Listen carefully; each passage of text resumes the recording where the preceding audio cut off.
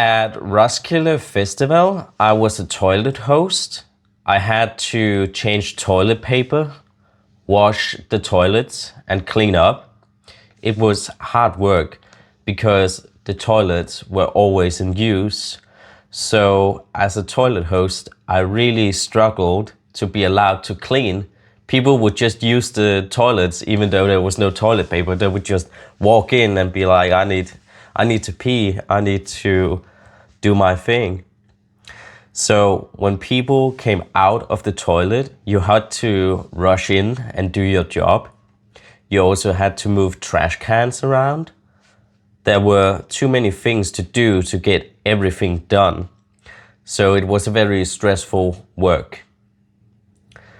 As a toilet host, I learned that I had to prioritize. And the most important thing was toilet paper in the toilets, so people could wipe themselves. I also tried Roskilde Festival without being a volunteer, so I bought a ticket.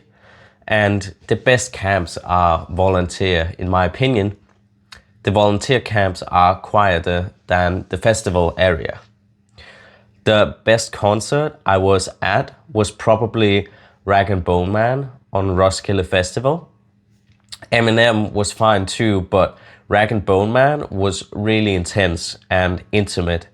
People had their lights up and just were vibing to the music. And Rag & Bone Man is such a gifted musician. He has such a great, strong, warm voice. I'm working on a podcast episode featuring my friends. We've been drinking and just talking and trying to make some sort of podcast that's hopefully fun to watch and enjoy. I'm also working on a 100 subscriber special with my mom.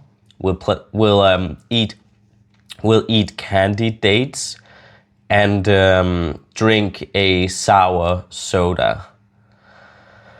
I'm working on a giant, very ambitious Austria trip that I documented, a montage and maybe a dance compilation with music that's not copyrighted, so perhaps my own music, or because I started doing AI music, so I write the songs and then the AI composes the instruments and puts a voice on it. I have 70 gigabytes of footage and pictures from the Austria trip, and I want it to be awesome, the finished videos that I will make. I was a volunteer at a Danish publisher. I did many things. I was a literary agent where I tried to sell books to other publishers around the world.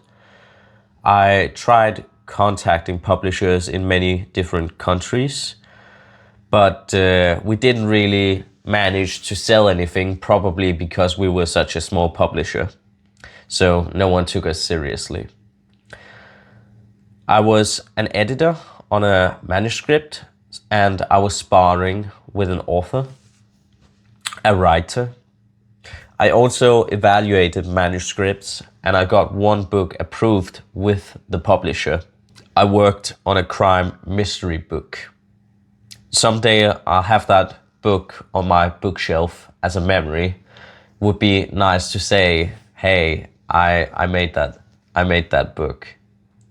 I'm on the board of a local political youth group. I just started, so I don't know much about it, but it's kind of fun. There was an environment lecture recently. We got to realize the consequences of climate change for Denmark. And Denmark is also a very engaged volunteer society. There are many clubs, for example, soccer, using your spare time in a club, or as a volunteer, can build your social skills. These clubs are built on free labor, but sometimes there are memberships that allow the club members to take a trip, to go out and explore the world or do something fun. There may also be sponsors to the social clubs in Denmark, or you can apply for grants or get donations.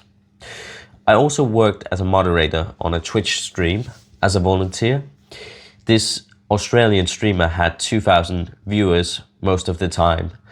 I was coding programs for him in Lua for Minecraft, for computer craft. I helped his robots work for him. Being a moderator was an obvious promotion from me being an engaged chatter. I was there in the stream all the time, so of course I could help the streamer out. At one point I even ended up not going to school just so I could have fun with the streamer. And I don't regret any of that.